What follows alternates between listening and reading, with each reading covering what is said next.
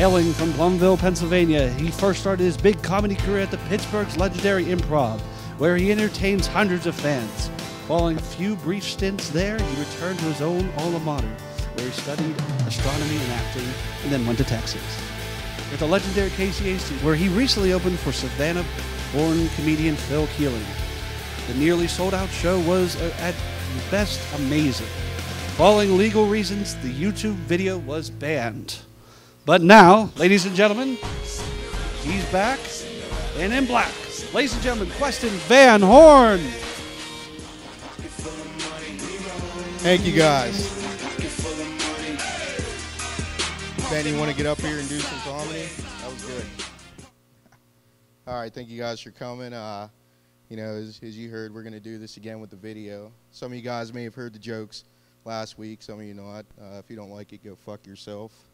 Now, I'm going to kind of set the tone for you guys tonight.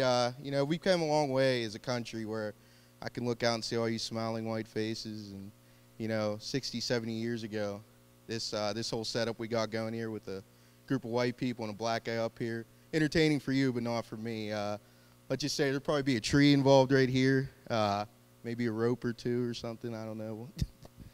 Oh, boy, so... As you guys, you know, as you know, my name's Queston. You know, I meet from some people from time to time that can't understand my name. I just go, look, man, I go by the name I got called in high school, which was Nigger. Actually, I literally thought my nickname was Nigger for the longest time. It came to the point where I was writing it on tests and shit, and realized I saw a movie called American History X, and realized it wasn't the case. But you know, I come from a white neighborhood, man. My adopted parents are white. You know, the neighbor I grew up with white. I'd walk out to get the paper in the morning. I hear, "Morning, nigger." Like, "Morning, Dad. How you doing?" But you know, it kind of made a lot of awkward moments when I was growing up. I had you know, we'd have music class, and you'd go like a week or so, and you'd learn a song, and you know, it was Black History Month, so the school decided to sing slave songs. So I mean, shit, why not? And the song they landed on was called "Cotton Needs Picking So Bad." And, you know, I'm the only black guy in here, and everybody's singing the "Cotton Needs Picking." So I'm like, nah, that's not going to happen. Yeah, I look at the teacher, she's like, she looks at me, she can never say my name. She's like, "Nigger, hey, why aren't you singing this song?" I'm like, singing it spiritually through my ancestors. She goes, "No, if you want to be treated like everybody else, get up here and sing a solo." And, you know, I got up there, and I guess my instincts kicked in. I go, "Oh, yes, massa. I'll come up here and sing the song for you, but later on we'll go down by the river and sing songs about the motherland." Oh, boy. You know, and oftentimes growing up where I did, it kind of made me lose which color I was from time to time. I moved to Dallas. Like, and I'm going through downtown Dallas, you know. You know, when your favorite song comes on the radio, you know, everybody likes to sing it, and I get in my car, you know, my favorite song comes on, and, you know, I'm like, oh, boy, I sit back.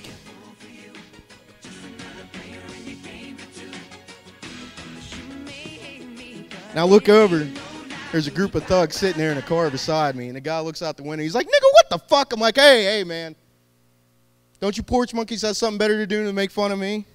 They didn't do anything, they just drove off. I'm like, man, you know, that was close. And, you know, I look over, and there's an old lady sitting at a beautiful old lady sitting at a stop sign beside me. Look over, and I'm like, fucking niggers.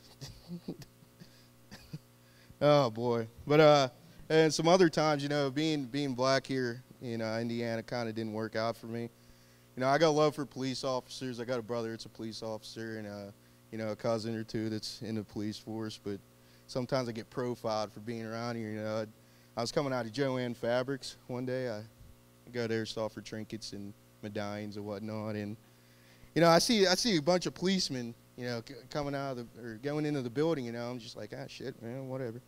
And I get in my car and I go to back up, and there's one behind me just ready to blast, and I'm like, what the hell? And he's like, "Sir, we're stopping everybody. You know, it's procedure. We heard of a robbing." Meanwhile, his partner's over the side waving everybody out. I'm like, what the hell? And he comes up to my car and he's like, "You know, can I see some ID?" I'm like, "Yeah," and he goes, he looks at my card, he's like, "How do you say your name?" I'm like, "Queston." Nigger. "Oh, so you're the funny one, huh?" "Yeah, yeah." But no, man, racism is not dead. It's still alive, and you know, there's two things I always say: is I hate racism and Jews. It's just the two things I go by. No, I like Jews. I like especially Jewish girls, man. They like a doggy style, mostly because they don't like to see someone else have a good time. But you know. No, you know, my mind may think racist stuff. My mouth may say racist shit and stuff, but my dick's a humanitarian, so, I mean, we're all good. Oh, boy, you know, sex. Sex is magical, man. I've literally thought about sex about 10 times since I've been up here. You know, you think about sex, you think about your first sexual experience, you know, and how you're supposed to cherish that moment for the rest of your life, but mine kind of scarred me, you know. My girlfriend at the time would come over, and I lived by a baseball field, and you know I had a tree house in the field and behind the baseball field, and we go over, and you know, boom, I sealed the deal. You know, and I go home and I tell all my buddies. Well, it spread like wildfire throughout the school, so I had to, you know, immediately run around and change the story, you know, and I didn't think it through. I just told everybody it was me in my tree house. Well, I'm walking down the hallway one day, and the principal steps out, and he pulls me in, and he's like, "Look, buddy, seen a lot of sick stuff in my life, and story I've been hearing is you were jerking off in a treehouse behind a Little League game." I'm like, no, man. Which got me thinking, wouldn't it be awesome for guys if it was socially acceptable to jerk off in public, man? Like, you know, say you got fired from your job, or you know, your boss pulls you in. He's like, you know, we gotta let you go, but we will let you jerk off one more time if you like. Or you're driving down the road and you see a guy just wailing on himself, and you're just like, shit, man, he must have had a bad day. I mean, just goes to show, guys, we'll go to great lengths for sex, man, especially if you've hit a sexual low like I have recently. And don't worry, I fixed it. It's all right. I started hanging out with this girl. Her name rhymed with Courtney. I mean, I don't want to embarrass anybody, but, you know, we're hanging out, and I go over to the house, and she's, you know, we started messing around, and she started telling me, she told me to stop. And, you know, when you're in the heat of the moment and you're ready to go, you know, she could have said anything. She could have been like, you know, Queston, I have a dick. And I'm like, hey, we can work around it, you know, it's all right. And I'm like, what is it? She's like, you know, I dated a girl for 4 years. I've never been with a guy. I'm a virgin. I'm just not good at it. I'm like, okay, we're not going to have sex. And she's like, she started crying and shit. And yeah, I'm like, well, that makes a lot of sense, because that explains why she was kneading my dick like she was rolling a piece of dough or something. But, you know, so I did what any man would do in this situation, is I took her best friend out and I fucked her in my treehouse behind a Little League field. So I win, I guess. I don't know. Oh, boy. So we got an election coming up, I hear. You know, I'm not really paying attention to it. I'm not a big fan of either of the two guys. I just hope whenever the next guy that gets in there, we're just going on hating that guy for the next 4 years, you know. I actually went to vote in 2008. And I walked in, and as soon as I walk in, the lady's like, well, Bob's got another one. I'm like, what the hell, you know? I mean, she was right. I don't know how what the hell. But, I mean, you know, it's kind of, I think that whole election was done on some awkward terms, you know, some racist terms.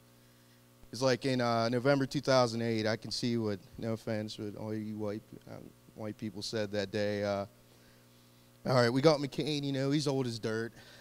Who the fuck is Ralph Nader? Sarah Palin, yeah, she's a woman and she hates freedom. Ron Paul, I mean, the guy's got to give up sometime.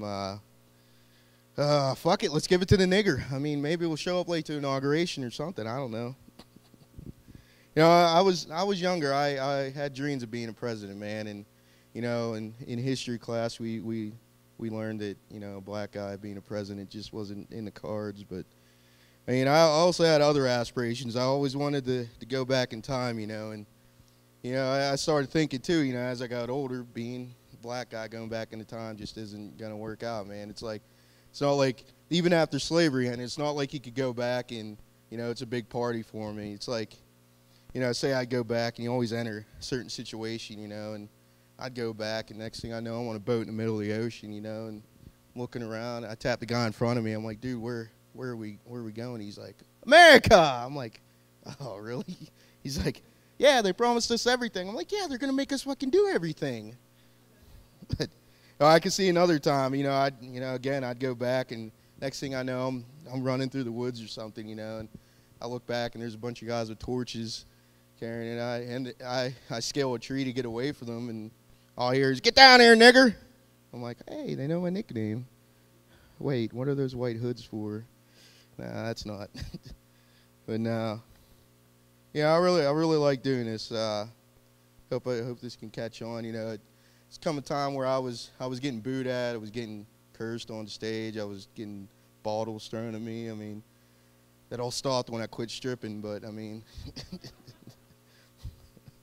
it's a funny thing. I go back to my youth there. I had a teacher that I had an eye for, and she'd read stories, and she'd sit up on the desk. Well, she always wore a skirt. I'm a little chap looking. I'd always try to catch a peek. Well, she caught me one time. She didn't say anything, but I know it was like a thing between both of us. It was a no-go. So actually last week, I was in Joe and Fabrics, and I bumped into her.